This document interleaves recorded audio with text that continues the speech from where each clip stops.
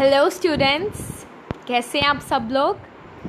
I hope you might be wondering कि ma'am तो गायब ही हो गई हैं।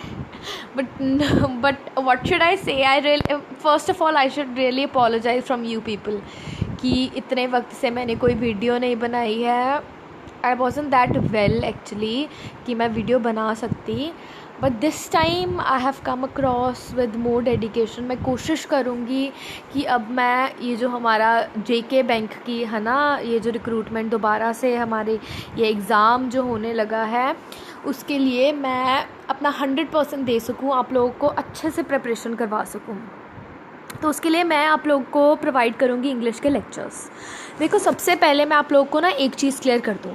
आप लोगों को पता है जो हमारा, अगर हम बैंकिंग एसोसिएट की बात करें, जो हमारा बीए का है, जिसमें एक ही एग्ज़ाम है ना, प्रीलिम्स वाला, तो उसमें देखो कितने सेक्शंस हैं। उसमें एक तो इंग्लिश आएगी, क्वांट आएगा और एक रीजनिंग आएगी। कितने हैं तीनों के तीनों 20 मिनट्स लगेंगे, है ना। तो लाइक सेक्शनल टाइमिंग है उसमें 20 मिनट्स का। अब देखो, ये जो हमारा क्वांट और रीजनिंग होता है ना, ये तो बेसिकली क्या डिपेंड करता है, ये हमारी स्पीड पे डिपेंड करता है कि हमारी स्पीड कितनी है, 20 मिनट्स में हम कितने अटैम्प्ट कर पा रहे हैं क्वेश्चंस। लेकिन जो हमारा इंग्लिश है ना, इंग्लिश में तो वैसे ही 30 क्वेश्चन होते हैं और मिनट्स 20 हैं। मतलब इसमें स्पीड मैटर नहीं करती, इसमें आपके स्किल्स मैटर करते हैं कि बंदा किस तरीके से अटैम्प्ट कर रहा है, सिलेक्ट किस तरीके से करे हैं हमने क्वेश्चंस। कुछ बच्चे होते हैं रीडिंग कॉम्प्रीहेंशन पहले लेके बैठ जाते हैं। नहीं, हमें एक सिलेक्शन करनी है कि हमें किस तरीके से कौन से क्वेश्चंस पहले अटैम्प्ट करने हैं और कौन से बाद में। ठीक है। अब देखो, ये जो हमारे इंग्लिश लेक्चर्स मैंने ये स्टार्ट करने वाली हूँ मैं, ये जो हमारे इंग्लिश लेक्चर्स है ना, ये आपका ये सेम बेनिफिट आपको उसमें भी मिलेगा जो आपकी 4th क्लास की वैकेंसीज है ना, उसमें भी, क्योंकि मैंने बेसिक से स्टार्ट करवाना है आप लोगों को सारी चीज़ें। अब देखो, ये जो हमारी एरर डिटेक्शंस होती हैं ना, ये जो चीज़ें होती हैं ना, ये सिर्फ बेसिक से, अगर आप लोगों को बेसिक रूल्स पता है ना, तभी आप कर सकते हो। अब जैसे हमारा 10th स्टार्ट होता है, आप लोगों को पता होगा, ये जो हमारा 10th स्टार्ट है ना, हमने बचपन में किया था। अब तो कोई भी नहीं करता है उसको 10th स्टार्ट को। He eats, he ate, he will eat, he is eating, was eating, he will be eating, he has eaten. मतलब ये जो 10th स्टार्ट के रूल्स हैं कि विल के साथ वर्ब की फर्स्ट फॉर्म लगेगी या क्या लगेगा, हैज़, हैव, हैड के साथ वर्ब की थर्ड फॉर्म लगेगी या क्या लगेगा, यही रूल्स उठा के ना वो एरर डिटेक्शंस में डाल देते हैं। एरर्स ढूंढो। अब उसने डाल दिया कि I had doing the work, suppose ये डाल दिया, तो अब हैड के साथ, तो अगर जिस बंदे को पता है कि हैड के साथ रूल लगता है वर्ब की थर्ड फॉर्म, अब वो तो डिटेक्शन कर देगा कि पार्ट सी में है या बी में है जिसमें भी एरर है। अब जिसको रूल्स ही नहीं पता होंगे वो कैसे निकालेगा, उसको तो वो सही लगेगा ना कि आई हैड डूइंग, मैं करता आ रहा था। ठीक है। तो ये है कि इसके लिए आप लोगों को क्या करना पड़ेगा, आप लोगों को एक बार बेसिक चीज़ें रिवाइज करनी पड़ेंगी। तो इसीलिए मैंने कोशिश करी कि मैं बेसिक से आप लोगों को एक बार रिवाइज करवा दूंगी। एक एक लेक्चर्स लगेंगे बेसिक चीज़ों के लिए, बट एक बार आपको रिकॉल हो जाएंगी चीज़ें, और वही चीज़ें आपको जो स्टूडेंट्स प्रिपेयर कर रहे हैं, अगर उनको थोड़ा लो लेवल का, जैसे जो उसमें तो हमारा ईजी आएगा, बेसिक इंग्लिश आएगी जो हमारा 4th क्लास की वैकेंसीज है, तो आपका उसमें भी कवर हो जाएंगी चीज़ें सारी की सारी। ठीक है। तो चलो, सबसे पहले जो मैंने आज का सेशन रखा है वो है हमारा आर्टिकल्स का। तो आज जिस टॉपिक पे हम बात करने वाले हैं वो है हमारा आर्टिकल्स। अब बच्चे सोच रहे होंगे, जो आर्टिकल्स हैं ये तो वो जो आते हैं ना हमारे एडिटोरियल, न्यूज़पेपर का एक पेज होता है आर्टिकल वाला, हमें स्कूल में भी कहा जाता है उसको पढ़ना चाहिए, अभी भी बोलते हैं उसको पढ़ना चाहिए, रीड करो। अगर आपको इंग्लिश इम्प्रूव करनी है, रीड करो ज़्यादा से ज़्यादा, राइट करो ज़्यादा से ज़्यादा, है ना, एंड स्पीक करो। यही 3 रूल्स होते हैं अगर इंग्लिश इम्प्रूव करनी है तो। लेकिन बट ये वो आर्टिकल नहीं है, ये आर्टिकल है हमारा बेसिक का। जो इंग्लिश जब हम स्टार्ट करते हैं ना, सबसे पहले हमें ये चीज़ सिखाई जाती है कि अ, एन और द कहाँ लगते हैं। और इसमें बहुत बच्चों को ना बहुत बड़ा डाउट है, जो कि अभी मैं क्लियर कर दूंगी सबका कि क्या है और क्या नहीं। चलो आगे बढ़ते हैं हम लोग। देखो, अ और एन हमारा जो है ये है इंडेफिनेट आर्टिकल्स, इनको कहा जाता है इंडेफिनेट आर्टिकल्स, और जो हमारा द है ये डेफिनेट आर्टिकल होता है। अब मैं बताती हूँ क्यों और क्या, इसका मतलब क्या है।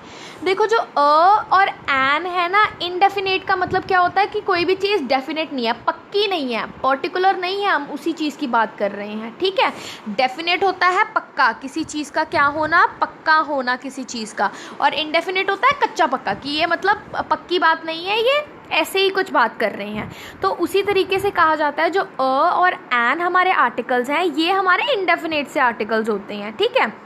लेकिन जो हमारा द आर्टिकल है वो डेफिनेट, मीन्स कोई पक्की चीज़ की बात कर रहे हैं, उसी के आगे लगेगा द। ये मैं आपको एग्जांपल्स में क्लियर करूँगी कि कैसे, ठीक है। चलो अभी सबसे पहले एक और बात बता दूं कि और एन जो हैं ये किसके केस में लगते हैं, सिंगुलर के केस में ऑलवेज, क्योंकि हमें पता है और एन एक चीज़ की बात जब हम करते हैं तब लगते हैं, ठीक है। और जो हमारा द है तो इट मीन्स ये तो पता ही हो गया हमें कि अगर प्लूरल की भी बात होगी तो उन केसेस में क्या लगेगा, ये द लगेगा। अगर सिंगुलर होगा, हो सकता है सिंगुलर के डेफिनेट चीज़ पे भी द लग जाए, लेकिन प्लूरल में तो द लगेगा ही लगेगा, क्योंकि हमारे पास ऑप्शन ही नहीं है कोई और। चलो अब अगर जिसको भी आर्टिकल्स का कंसेप्ट समझना है ना, उससे पहले आप लोगों को दो चीज़ें समझनी पड़ेंगी कि वोवल्स क्या होती हैं और हमारे कॉन्सोनेंट्स क्या होती हैं। देखो हमारी पता है हमें, जो हमारा इंग्लिश अल्फ़ाबेट्स हैं कितने होते हैं, 26 अल्फ़ाबेट्स होते हैं, ठीक है। उसमें से जो 5 होते हैं ना वो होते हैं हमारे वोवल्स, और जो बाकी सारे बचे वो होते हैं हमारे कॉन्सोनेंट, जैसे ए, ई, आई, ओ, यू, ये हमारे क्या होती हैं, वोवल्स होती हैं। और इसके अलावा जो भी हमारे अल्फ़ाबेट्स होंगे, बी, सी, डी, एफ, जी, एच, जेड तक, ये जो होंगे वो क्या कहलाएंगे, कॉन्सोनेंट्स। तो 21 हमारे कॉन्सोनेंट्स होते हैं और हमारे 5 क्या होते हैं, वोवल्स होते हैं, ओके। तो अब मैं आप लोगों को बताती हूँ रूल्स कि एन कहाँ लगता है और द कहाँ लगता है। अब क्या है, ये कंसेप्ट समझना ध्यान से कि अ लगता है बिगिनिंग में ऑफ द वर्ड, जिसकी स्टार्टिंग किसकी होगी, कॉन्सोनेंट साउंड की होगी। मैंने कहा था ना कि बच्चों को बहुत बड़ा डाउट होता है। पता है क्या डाउट होता है, बच्चे क्या करते हैं कि जिसकी वो साउंड नहीं देखते, वो कहते हैं कि जिसकी स्टार्टिंग कॉन्सोनेंट लेटर से होगी वो होगा, हम उसके आगे हम अ लगाएंगे। अब जैसे पेन है, पी है ना, ये तो पी कॉन्सोनेंट है तो उसके आगे अ लगा देते हैं, बी कॉन्सोनेंट है तो उसके आगे अ लगा दिया, एच कॉन्सोनेंट तो उसके आगे अ लगा दिया। अब यहाँ पे देखो, यहाँ पे तो यू है, यू तो वोवल है, अब इसके आगे अ कैसे लगाया इन्होंने। तो वो जो कॉन्सेप्ट है उसको प्लीज़ अपने ब्रेन से निकाल दीजिए, प्लीज़ उसको क्लीन कर दो, और ये कॉन्सेप्ट समझो कि साउंड, आवाज़ जिसकी आती है ना, चाहे वो आवाज़ में वोवल आ रहा है या हमारा क्या आ रहा है, कॉन्सोनेंट आ रहा है, उसके हिसाब से हम लोग ये लगाते हैं आर्टिकल्स हमारे। तो ये क्या बोल रही हैं कि कोई भी वर्ड है उसकी स्टार्टिंग में अगर साउंड जो आ रही है, आवाज़ वो जो आ रही है, वो आवाज़ अगर कॉन्सोनेंट की है वो क्या होगा, तो उसके आगे क्या लग जाएगा, अ लग जाएगा। लेकिन अगर आवाज़ किसकी आ रही है, वोवल की आ रही है, तो क्या लगेगा, एन लगेगा, ठीक है। अभी हम सिर्फ अ का कंसेप्ट समझते हैं, किसकी आवाज़ आनी चाहिए, कॉन्सोनेंट की आवाज़ आनी चाहिए। अब इसके लिए आप लोगों की प्रोनंसिएशन बहुत सही होनी चाहिए, ठीक है ना। अब जैसे ये HOUR है, अब कुछ हावर बोलेंगे इसको, तो फिर I can't help with that. अगर आपको फिर भी प्रॉब्लम्स है प्रोनंसिएशंस में, तो आप कुछ वीडियोस देखिए जिसमें आपको प्रोनंसिएशन का थोड़ा पता लग जाएगा कि किस तरीके से हमने उस चीज़ को प्रोनाउंस करना है, ठीक है। क्योंकि अगर आपको प्रोनाउंस करना आएगा चीज़ों को, प्रोनंसिएशन आपकी सही होगी, तभी आप आर्टिकल सही लगा सकते हो, अदरवाइज़ आप आर्टिकल सही नहीं लगा सकते हो, ओके। तो चलो और ये एन और द, ये जो आर्टिकल्स हैं हमारे एरर डिटेक्शन में भी आते हैं ये आर्टिकल्स, ओके। तो क्या मैंने बताया कि अ किसके आगे लगेगा, जो हमारी जो भी वर्ड है उसकी स्टार्टिंग की जो साउंड है वो क्या होगी हमारी, वो होगी कॉन्सोनेंट की। अब जैसे PEN, पेन, पी की आवाज़ आ रही है ना, पेन, तो पी क्या है हमारा, कॉन्सोनेंट है, तो उसके आगे क्या लग जाएगा, अ, पेन। तो नेक्स्ट है हमारा डैश, बॉल, बॉल, बी की आवाज़ आ रही है ना, तो उसके आगे क्या, बी क्या है हमारा, कॉन्सोनेंट, तो उसके आगे क्या लगा दिया हमने, अ। अब नेक्स्ट क्या है, हाउस, ह, एच की आवाज़ आ रही है ना, हाउस, तो क्या लगेगा, अ लगेगा। अब ये ध्यान से समझना कंसेप्ट, ये बहुत इंपॉर्टेंट कॉन्सेप्ट है और एक एक्सेप्ट मतलब ये एक तरीके से आप लोग बोलोगे कि यू की आवाज़ आ रही है तो यू तो वॉवल होता ही है ना। अब जैसे हम बोल रहे हैं यूनिवर्सिटी, नो डाउट यू की आवाज़ आ रही है, लेकिन ये यू हम ये वाला यू नहीं लिखते हैं कभी भी। जब हम यू लिखते हैं हमेशा वाई ओ यू लिखा जाता है ना यू, क्या कभी हमने ये लिखा है यू? नो डाउट ये जो हमारी आजकल की ये शॉर्ट फॉर्म्स है ना, हमारी एब्रीवेशन यूज़ करते हैं हम लोग, जैसे टेक्स्ट मैसेजेस या हम व्हाट्सएप मैसेजेस जो यूज़ करते हैं उसमें हम शॉर्ट फॉर्म्स लेते हैं तो तब हम लिख देते हैं यू, लेकिन ये वो वाला यूज़ नहीं करते हैं हम इंग्लिश में यू। हम जब इंग्लिश में यूज़ करते हैं यू, अगर यू की साउंड आ रही है तो वाई ओ यू, ये वाला यू होना चाहिए। क्लियर है? तो क्या है, तो यहाँ पे ये वाले यू की साउंड नहीं, ये वाले यू की साउंड आ रही है तो वाई से स्टार्टिंग हो रही है ना इसकी, तो क्या वाई हमारा वॉवल है? नहीं, Y is not a vowel, Y is a consonant. तो इसके आगे भी क्या लगेगा? A university. समझ में आया कंसेप्ट? एक बार दोबारा से मैं बता देती हूँ क्लियरली। वेट, देखो अब क्या है, अ यूनिवर्सिटी है, नो डाउट यू की आवाज़ आ रही है, लेकिन ये जो यू की आवाज़ आ रही है ना, यू हम हमेशा ऐसे लिखते हैं, हम कभी भी यू ऐसे नहीं लिखते, हम ऐसे लिखते हैं हमारे इंग्लिश में यू। तो ये इसकी स्टार्टिंग कहाँ से हुई? वाई से हुई ना, तो ये वाई क्या है? कॉन्सोनेंट है, वाई वॉवल नहीं है। तो कॉन्सोनेंट की साउंड आती है तो हम क्या लगाते हैं आगे? अ लगाते हैं हम। क्लियर हुआ? आई होप अब क्लियर हो गया होगा आप लोगों को। तो पता लग गया कि अ जो है कहाँ लगता है, जहाँ पे साउंड किसकी आए? कॉन्सोनेंट्स की। उसी तरीके से अगर हम बात करेंगे अब ये देखो एन की अगर हम बात करेंगे तो एन कहाँ लगता है? बिगिनिंग में लगता है उस वर्ड के जिसकी स्टार्टिंग की साउंड क्या है? वॉवल की साउंड आए। अब जैसे HOUR, इसको क्या बोलते हैं हम? आर। अ की आवाज़ आई ना, अ की आवाज़ आई ना, तो अ क्या है हमारा? वॉवल है। तो अ के आगे क्या, तो आर के आगे क्या लग जाएगा? एन लग जाएगा। ठीक है, उसके बाद क्या है, अब आप लोग बोलोगे कि आर, ये वाला आर, ये आर नहीं, ARE वाला आर, इसको ऐसे लिखते हैं हम इंग्लिश में, अकेला अल्फ़ाबेट नहीं लिखते हैं हम इंग्लिश में, पूरा वर्ड लिखा जाता है इंग्लिश में। ओके, नेक्स्ट देखिए अम्ब्रेला, अ की आवाज़ आ रही है ना, तो क्या है? अम्ब्रेला। अम्ब्रेला के आगे क्या लग जाएगा? एन लग जाएगा, क्योंकि जो हमारा अ है, अ क्या है हमारा? वॉवल। वॉवल लिख देती हूँ मैं ऊपर कौन कौन से होते हैं? ए, ई, आई, ओ एंड यू।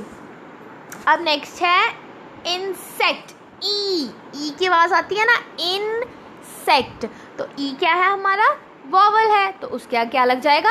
एन लग जाएगा। अब नेक्स्ट देखो एलिफेंट, ए की आवाज़ आ रही है ना, एलिफेंट, तो क्या लग जाएगा? एक आगे एन लग जाएगा। ठीक है, समझ में आया? तो क्या है, हमारे जो वॉवल्स है, मीन्स हमारी जो साउंड होगी ना, कोई भी वर्ड की आवाज़, उसको बोलने से पहले जो आवाज़ आएगी, चाहे वो वॉवल की हो चाहे कॉन्सोनेंट की हो, वो चीज़ डिसाइड करेगी कि हमने अ लगाना है या एन लगाना है। ठीक है, अब कुछ पहले ये आपके दिमाग में थोड़ा सा घुसा होगा, तो इससे पहले मतलब अगर मैं द का कंसेप्ट कराऊँ तो द का कंसेप्ट थोड़ा सा वास्ट कंसेप्ट है, थोड़ा सा टिपिकल सा है, तो इससे पहले मैं आप लोगों को पहले प्रैक्टिस करवा देती हूँ इसकी अ और एन की फिल इन द ब्लैंक से। ओके, ये हैं हमारे कुछ fill in the blanks. Okay, तो लेट्स, इसमें आपने पता है क्या फिल करना है? इसमें आपने सिर्फ अ और एन फिल करना है। ठीक है, you people have to tell me कि इसमें क्या फिल होगा। चलो, फर्स्ट क्या है? I saw dash man running out of his house. मैंने किसी आदमी को देखा जो कि क्या कर रहा था? भाग रहा था उसके घर से बाहर। ठीक है, डैश मैन, म की आवाज़ आ रही है, मैन, एम क्या है हमारा? वॉवल है, कॉन्सोनेंट है? कॉन्सोनेंट है ना, तो कॉन्सोनेंट की साउंड आए तो क्या लगता है? अ लगता है, तो क्या आएगा? I saw a man. अब नेक्स्ट देखो, पिया saw dash baby elephant in the जू। पिया ने क्या देखा? बेबी एलिफेंट देखा जू में। बेबी। अब देखो वैसे अगर हम चलो पहले ये समझ लो, बेबी, बी की आवाज़ आ रही है ना, तो बी क्या है हमारा, कॉन्सोनेंट है बी, तो कॉन्सोनेंट की साउंड आएगी तो क्या लग जाएगा, अ लग जाएगा। अब एक बात और बताती हूँ, अगर मैंने इसको हटा दिया बेबी को, अगर बेबी हमारा हट गया है तो Piya saw dash elephant in the zoo, एली, ई कर लो चाहे ए कर लो, जो भी साउंड आ रही है, किसकी साउंड आ रही है, वोवल की साउंड आ रही है, तो तब क्या लग जाएगा, एन एलिफेंट। क्लियर है, ठीक है। तो नेक्स्ट देखते हैं, आई सॉ डैश, ये क्या था हमारा, अ था, इसको भी अ कर देते हैं। नेक्स्ट है, I saw dash 1 rupee coin lying on the ground, मैंने 1 रुपये का सिक्का देखा, कहाँ पे, लाइंग ऑन द ग्राउंड, ज़मीन पे क्या था, लेटा हुआ था। लाइंग तो वही होता है ना, पड़ा था, ठीक है। तो I saw dash 1, O N E, किसकी आवाज़ आ रही है, वी की आवाज़ आ रही है ना, 1, या सॉरी वी की नहीं, डब्ल्यू की आवाज़ आ रही है, 1 हम ऐसे लिखते हैं ना, डब्ल्यू एन वाला, तो डब्ल्यू क्या है, क्या ये वोवल है, नहीं, ये तो कॉन्सोनेंट है, तो क्या लग जाएगा, I saw a 1 rupee note. Clear है। अब कुछ बच्चे कंफ्यूज हो जाएंगे कि ओ से स्टार्ट हो रहा है, तो ओ तो वोवल है, अबे हमने ये थोड़ी देखना है कि वोवल से स्टार्ट हो रहा है या कॉन्सोनेंट से, हमने तो सिर्फ साउंड देखनी है, आवाज़ किस चीज़ की आ रही है, ठीक है। नेक्स्ट देखो, जेन इज ईटिंग डैश एप्पल, जेन क्या खा रहा है, एप्पल खा रहा है, तो एप्पल, की आवाज़ आ रही है ना, एप्पल, तो क्या होगा, Jane is eating an apple. Clear है आप सब लोगों को।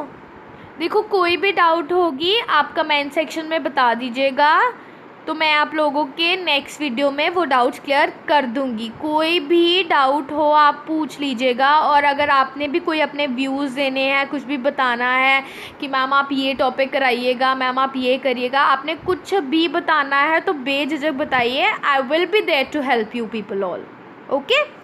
तो चलो अब मैं आप लोगों को बताती हूँ कंसेप्ट द का। अब हम करेंगे द कंसेप्ट, ये ना थोड़ा सा ध्यान से समझना, ये है थोड़ा सा टिपिकल सा कंसेप्ट, ठीक है, इसमें बहुत सारी चीज़ें इन्वॉल्व हो रही हैं।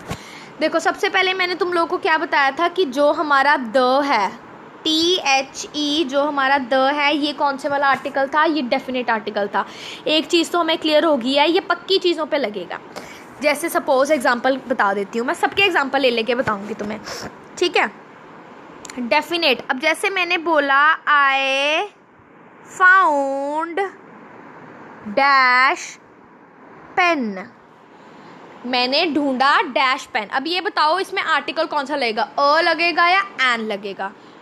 I found dash pen, PEN, pen, P की आवाज़ आ रही है ना, तो क्या लगेगा, अ लगेगा, अ पेन, ठीक है। अब ये हो गया। अगर मैं बोल रही हूँ I found dash pen that I lost, that नहीं विच, सॉरी,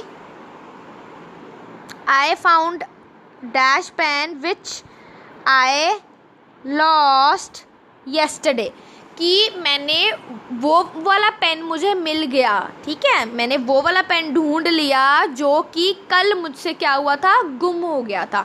अब हम पर्टिकुलर उसी पेन की बात कर रहे हैं ना, समझो इस चीज़ को। पहले तो मैंने बोला कि मुझे कोई पेन मिला है तो मैंने अ लगाया, लेकिन अब मैं बोल रही हूँ कि मुझे वही वाला पेन मिला है जो मुझसे कल खोया था, तो ये क्या चीज़ होगी, ये वही पेन की बात हो रही है ना, तो ये डेफिनेट पक्का वही पेन है, तो उस केस में क्या लगाते हैं हम, द लगाते हैं। I found the pen which I lost yesterday. समझ में आया डेफिनेट का मतलब क्या था, कि क्या है, जब हम पक्की उसी चीज़ की बात करते हैं उस केसेस में हम क्या लगाते हैं, द लगाते हैं, ठीक है। चलो अब आगे बताते हैं, आगे चलो समझते हैं। नेक्स्ट क्या है, होली बुक्स। अब ये है जैसे हमारी होली बुक्स होती हैं ना, जैसे हमारी है भागवत गीता, तो हम उसको भागवत गीता नहीं बोलेंगे, हम उसको बोलते हैं the Bhagavad Gita, the Ramayana, the Quran Sharif, the बोलो श्री गुरु ग्रंथ साहिब। तो ये क्या है, मतलब द किन के आगे लगता है, जो हमारी होली बुक्स है ना उनके आगे लगता है द, ठीक है। नेक्स्ट है रिवर्स और माउंटेन्स। देखो जो हमारे रिवर्स हैं, अब जैसे क्या हो गया, the Gange, the Brahmaputra, the Sutlej, ये मतलब ये जो भी हमारे रिवर्स हैं जिनको इम्पोर्टेंस मिली हुई है ना, ये सारी इनको महानता ही मिली हुई हैं, ये जितने भी रिवर्स हो गए, मॉन्यूमेंट्स हो गए हमारे, तो उन चीज़ों के आगे क्या लगे, जिनको स्पेशल इंपॉर्टेंस दी गई है ना, उन चीज़ों के आगे क्या लगता है, द लगता है। नेक्स्ट है माउंटेन्स। माउंटेन्स के आगे द लगता है, जैसे the Himalayas, the Nilgiri hills. लेकिन एक हमारा माउंटेन है जिसके आगे हम द नहीं लगाते हैं, वो है हमारा, ये ध्यान रखना, वो जो हमारा है ना, वो है हमारा माउंट एवरेस्ट। कभी भी हमारे माउंट एवरेस्ट के आगे द नहीं लगता। अगर हमने द लगाना है ना तो हम बोल देते हैं mount Everest is the highest mountain in the country, ठीक है ना, तो ऐसे हम बोल सकते हैं, ठीक है। कंट्री का नहीं है, पूरे अर्थ का है। जो हमारा माउंट एवरेस्ट है ना, वो पूरे हमारे अर्थ का सबसे हाईएस्ट माउंटेन है जो सी लेवल से है, तो उसके आगे हम द माउंट एवरेस्ट नहीं बोलते हैं, लेकिन हम ये बोल सकते हैं कि mount Everest is the highest, ठीक है ना। तो उसके बाद है जो हमारा अर्थ, ये जो हमारे यूनिवर्स की जो भी चीज़ें हैं ना, जो कि एक एक है, जैसे अर्थ क्या है, एक है, सन क्या है, एक है, तो ये जो चीज़ें हैं इन सब के, अब नो डाउट आप बोलोगे स्टार्स तो बहुत ज़्यादा है, लेकिन इनका है तो एक ही है ना, ये स्टार्स, ठीक है ना, वो तो ग्रुप ऑफ स्टार्स हैं बहुत सारे, लेकिन है तो एक ही है, स्टार्स उन्हीं को कहा जाता है, ठीक है ना। तो ये क्या है, स्टार, ये इन चीज़ों के आगे द लगता है। और उसके बाद क्या होगी, डायरेक्शंस होगी, जैसे east, north, south and west, these 4 direction, इन चारों दिशाओं के आगे क्या लगेगा, द लगेगा, ठीक है। प्लूरल, अब ये मैंने बता दिया था कि जो प्लूरल का कंसेप्ट होगा उसके आगे भी लगेगा। जोग्राफिकल लाइंस जो है हमारे, जैसे ट्रॉपिक ऑफ कैंसर, ये जो हमारी जोग्राफिकल लाइंस है ना हमारे अर्थ के, कोई इधर जाती है कोई इधर जाती है, तो ये चीज़ों के इनके उधर भी क्या लगेगा, द लगेगा। सर कभी भी किसी के नाम के आगे द नहीं लगता। जैसे मैं बोलूँ द बनीशा डोगरा, नो, हम ये ज़रूर बोल सकते हैं द डोगराज, ठीक है।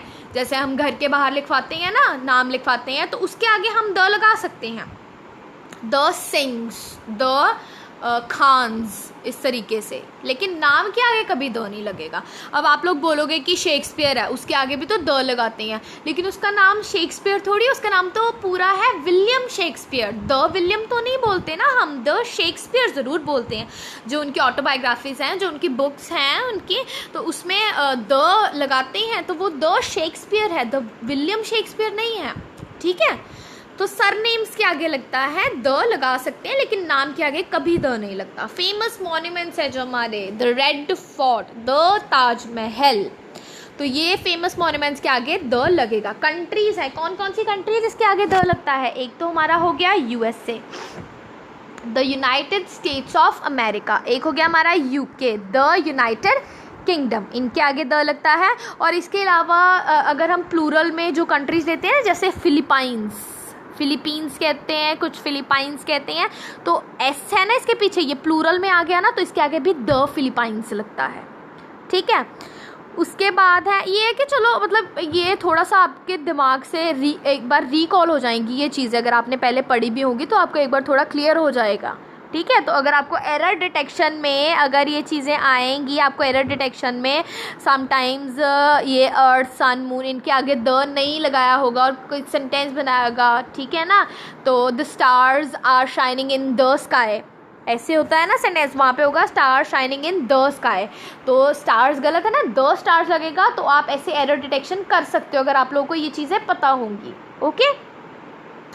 तो नेक्स्ट है कंट्रीज विद प्लूरल नेम्स, ये मैंने आप लोगों को बता दिया। इंपॉर्टेंट पोजीशंस, अब ये ध्यान रखो इंपॉर्टेंट पोजीशंस क्या हैं, जैसे कि अगर हम बात करें हमारे मेंबर्स ऑफ पार्लियामेंट हैं, जो मेंबर्स ऑफ पार्लियामेंट, जैसे Narendra Modi is the prime minister of India, तो क्या है उसकी जो डेजिग्नेशन है, पोजीशन है नरेंद्र मोदी की, उसकी पोजीशन के आगे हमने क्या लगाया है, द लगाया है, उसके नाम के आगे द नहीं लगेगा। रामनाथ कोविंद जी हैं, Ramnath Kovind is the president of India, ठीक है, तो ये जो पोजीशंस हैं ना उनके आगे द लगेगा। नेक्स्ट और देख लो, VP Singh Badnore is the governor of Punjab. इस तरीके से मतलब उनके नाम के आगे नहीं लगेगा, लेकिन उनके किसके आगे लगेगा, द, उनके डेजिग्नेशंस के आगे द लगेगा। ओके, तो प्लूरल नेम्स मैंने बता दिया, जैसे फिलीपाइंस हो गया। नेक्स्ट है सीज और ओशंस, इनके आगे भी लगता है, सीज और ओशंस के आगे। अब जैसे कौन सा है हमारा पैसिफिक ओशन, इसको क्या कहेंगे हम, द पैसिफिक ओशन। अब the Deccan plateau, the Andaman and Nicobar island, ये मैंने बताना भूल गई, आइलैंड्स के आगे भी लगेगा, जो हमारे आइलैंड है ना उनके आगे भी द लगता है। क्लियर है, कंसेप्ट समझ में आया कि द कहाँ कहाँ लगता है, किसी को इम्पोर्टेंस दी गई है उन चीज़ों के आगे द लगता है। और इसके अलावा एक चीज़ मुझे याद आई थी, दिमाग से निकल गई है, हाँ आई गॉट इट, एक होती हैं सुपरलेटिव डिग्रीज। वेट सेकेंड, इसको मैं सीधा कंपैरिजन ही बता देती हूँ। जब हम क्या करते हैं कहीं पे, इतना कंपैरिजन करते हैं, जब हम किन्हीं दो चीज़ों का कंपैरिजन करते हैं, मेनली एडजेक्टिव कंपैरिजन। एडजेक्टिव पता है आप लोगों को क्या होता है? एडजेक्टिव होता है जब हम किसी की खासियत बताते हैं, जैसे she is a beautiful girl, beautiful क्या है, उसकी खासियत है, ठीक है। तो उस तरीके से अगर हम किसी चीज़ की खासियत को कंपेयर करते हैं, तब हम, जैसे मैंने आप लोगों को बताया था ना माउंट एवरेस्ट के बारे में, कि जो हमारा माउंट एवरेस्ट है, माउंट एवरेस्ट क्या है, सबसे हाईएस्ट हमारा क्या है, माउंटेन है। तो वो हाईएस्ट माउंटेन है, वो उसकी क्या है, खासियत है ना उसकी, कि वो हाईएस्ट है। तो हमने क्या लिखा था, mount Everest is the highest. तो हम जब कंपेयर करते हैं किसी की खासियत को, तब हम उसकी खासियत के आगे, एडजेक्टिव के आगे द लगाते हैं। अब जैसे मैं बात करूँगी सोनिया कोई लड़की है, Sonia is the most beautiful girl in the class, कि पूरी क्लास में सबसे खूबसूरत लड़की कौन है, सोनिया है। तो उसकी खूबसूरती के आगे मैंने क्या लगा दिया, द लगा दी। मीन्स जो मैंने उसका कंपेयर किया पूरी क्लास की लड़कियों के साथ, या पूरी क्लास के साथ उसको मैंने कंपेयर किया है, तो मैंने उसके आगे क्या लगाया है, द लगाया है। ओके, चलो आई होप आप लोग को एक कंसेप्ट समझ में आ गए हो। अब now you have to fill in the blanks, fill in the blanks. Okay, और इसमें क्या फिल करना है आप लोग को, फिल करना है, एंड फिल करना है, और द फिल करना है। ये कलेक्टिव है, कलेक्टिवली आप लोग को ये चीज़ें क्या करनी है, फिल करनी है, ठीक है। देखो अभी तो मैं आप लोगों को इसमें करा रही हूँ, फिर मैं अब जो नेक्स्ट क्लासेस स्टार्ट करूँगी तब से मैं आप लोग को होमवर्क्स भी दूँगी। जैसे 4 से 5 फिल इन द ब्लैंक्स दे दिया, 4 से 5 एरर डिटेक्शन दे दिया, उसमें से आप लोग को फाइंड आउट करने हैं। आप कमेंट सेक्शन में बताइए, और फिर जो मैं नेक्स्ट लेक्चर रखूँगी, तो नेक्स्ट लेक्चर की स्टार्टिंग में, बिगिनिंग में ही मैं आप लोगों को वो क्या कर दूँगी, आपका वो उसके आंसर्स आप लोग के साथ टैली कर लूँगी। ओके, चलो फर्स्ट बात करते हैं। Gold is dash precious metal. Gold क्या है, प्रेशियस मेटल है। अब ये देखो प्रेशियस किसकी आवाज़ आ रही है, प की आवाज़ आ रही है ना, पी की आवाज़, तो ये क्या होगा, आ जाएगा इसके आगे। Gold is a precious metal, ठीक है। नेक्स्ट देखो, Brutus is dash honourable man. Honourable किसकी आवाज़ आ रही है, ओ लगा लो, ओ लगा लो, ओ ऐसे आवाज़ आ रही है ना, तो ये क्या है, वॉवल है। तो Brutus is an honourable man.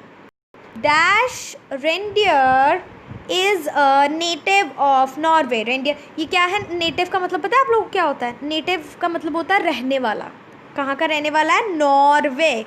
तो क्या आएगा इसका, बताओ मुझे। हम पर्टिकुलर रेंडियर की बात कर रहे हैं ना, तो क्या आएगा, उसी की बात हो रही है। तो अब देखो, अगर मैं बात करूँगी गोल्ड की, आप बोलोगे कि गोल्ड में भी तो गोल्ड की बात हो रही थी। अब देखो गोल्ड में हम लोग बहुत सारे ऑर्नामेंट्स आ जाते हैं, ईयर रिंग्स आ जाते हैं, नेकलेस आ जाते हैं, बैंगल्स आ जाते हैं। अब हमने स्पेसिफाई तो नहीं किया ना कि हम कौन सी एक चीज़ की बात कर रहे हैं, है ना, तो इसीलिए वहाँ पे अ लगाया हमने, द नहीं लगाया है, ठीक है ना।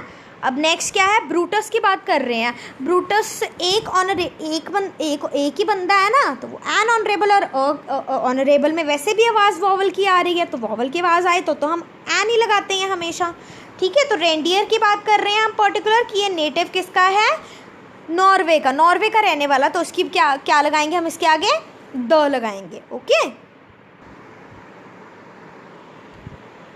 ये क्या था, एन और द। ठीक है, अब रेंडियर ये मत समझना कोई इंसान है, रेंडियर डियर है ना, ये पीछे लिखा हुआ, उसको ही कहा गया है, हिरन को कहते हैं, जैसे वो 12 सिंगा होते हैं ना, उनको। चलो नेक्स्ट देखो, honest main always speak dash, जो सच्चे लोग होते हैं, पर्टिकुलर किसकी बात करी है, सच्चे लोगों की बात करी है, तो वो पर्टिकुलर क्या बोलते हैं, सच बोलते हैं। तो क्या आ जाएगा, द, क्योंकि डेफिनेट बात करी है ना हमने कि जो सच्चे लोग होते हैं वही सच बोलते हैं। नेक्स्ट देखो, John is dash young man, young man, John की बात कर रहे हैं, एक ही लड़का है जॉन, तो अ यंग मैन। क्लियर है, आगे बढ़ते हैं। ये ना थोड़े से खुद भी प्रैक्टिस करना, इंटरनेट से कुछ निकाल लेना, फिल इन द ब्लैंक्स, और उनको फिल करने की कोशिश करना और प्रैक्टिस करना, क्योंकि ऐसे अगर आप बस इधर से अभी कर लिया और फिर छोड़ दोगे तो उसका कोई फ़ायदा नहीं है। थोड़ा बहुत कुछ 8 से 10 कुछ खुद प्रैक्टिस करना, ठीक है, ताकि आप लोगों को पता लगेगा कि हाँ इसका कंसेप्ट इसमें ये लगेगा, इसमें वो लगेगा। ओके, तो नेक्स्ट है, Banaras is dash holy city of the Hindus.